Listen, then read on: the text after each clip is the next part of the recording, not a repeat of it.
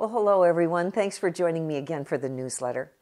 Today is March 10th, and it is, let's see, the 8th week of the legislative session. So thanks for joining me again for the newsletter. So I think probably you noticed, but perhaps you might have missed it, that the Federal Energy Regulatory Commission gave a final environmental impact statement approval to the gas pipeline that Alaska has been wanting to build. So this is a permit or an approval for that very large project, taking natural gas from the North Slope all the way down to Nikiski, where it could be exported and used along the way. So that was a big accomplishment. It is not a final go-ahead for the project, however. That's not actually expected for a few more months. But I know I attend the AGDC, Alaska Gasline Development Corporation, board meetings, and I know that the board has been working with our two partners, BP and ExxonMobil, to bring down the cost of that project. So while in these fiscal days, certainly it will not be the state of Alaska building this pipeline, nevertheless, the fact that the price of the project has come down certainly could be appealing to another investor for that project. So that's good news. The other thing I think you've probably seen reported in the paper was a resolution from the Board of Trustees for the Alaska Permanent Fund Corporation, making some recommendations related to how the earnings of the permanent fund itself are used. The corporation itself has the same concerns that we've been talking about in the special newsletter videos that we've been doing. So I've done 2 of them now, the last 2 weeks, about how those earnings are used and how much money should stay in that special account called the Earnings Reserve Account. And if you happen to have missed those 2 previous newsletters, special inserts, be sure to take a look at it because I go through all these terms and what it all means. But the corporation board is recommending 2 approaches, giving 2 options as they see would be very viable. One would be to take that earnings reserve account and actually move it into the principal. In other words, placing those firm bars around it of Constitution protected account. So it would require a vote of the people to use any part of that principal or the earnings reserve account. Earnings would still come out of the fund for use by government and potentially dividend. But the ERA itself then would be protected. So that's one option. The second option would be to put firmer sidebars around the earnings reserve account itself, leaving it that separate account that it is, but requiring that no less than 4 times the annual draw would be kept in the earnings reserve account. So that would be $12 billion.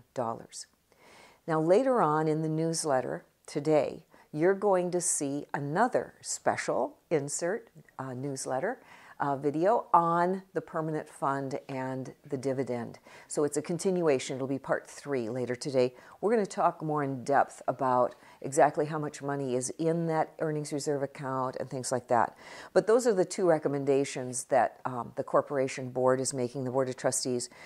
This document you'll see attached in the newsletter so you can read it yourself.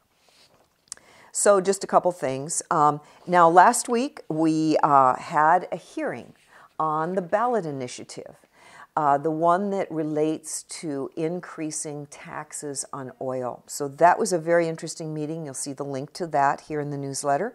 We also heard a bill in Finance Committee about the Railbelt Electric System Reliability Organization that we've been working with the utilities on.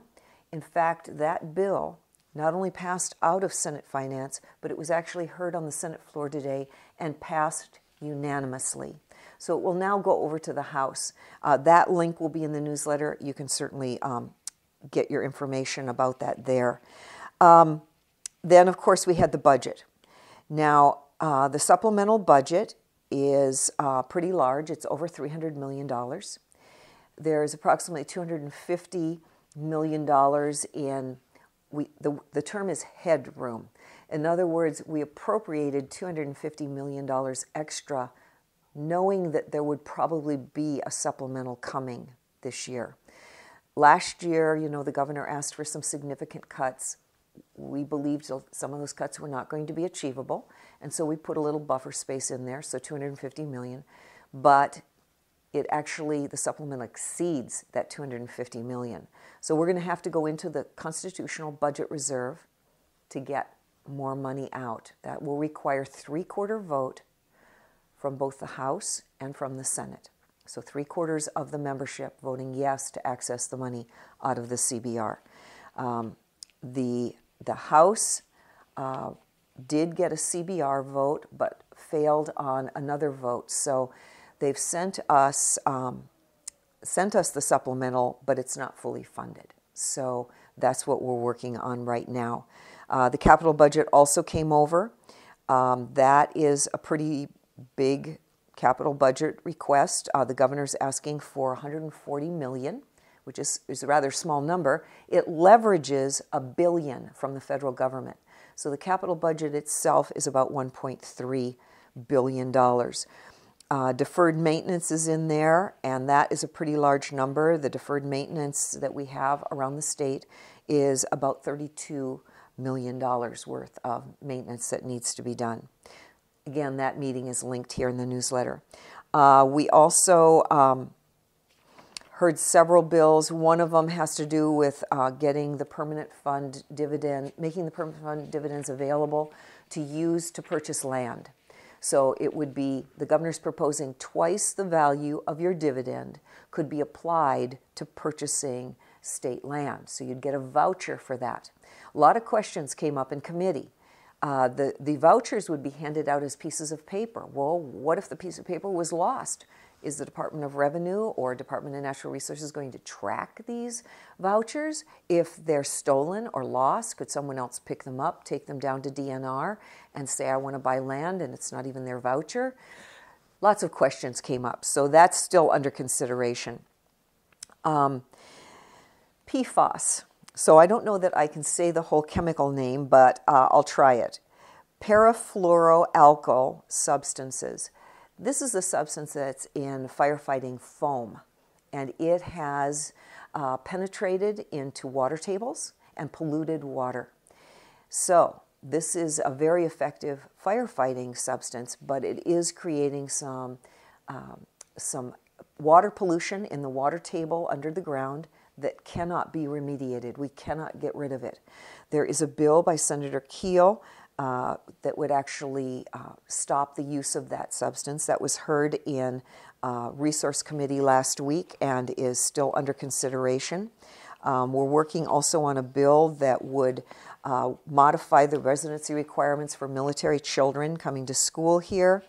We have a labor and commerce bill that relates to raising the minimum wage for purchasing tobacco and electronic smoking devices. So some of these are pretty important bills, good topics. Community and Regional Affairs has been talking about advanced nuclear reactors and how they might be used in our state to bring low-cost energy to rural areas.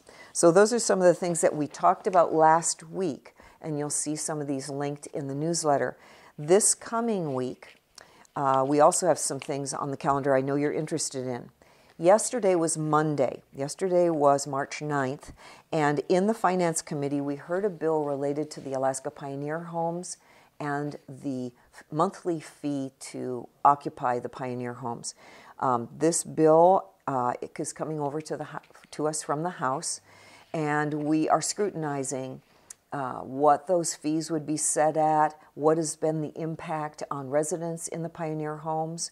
We have heard that about 24 residents have actually left the Pioneer Home. Not all of them because they passed away. Many of them chose to leave because they simply couldn't afford the significantly raised Pioneer Home fees.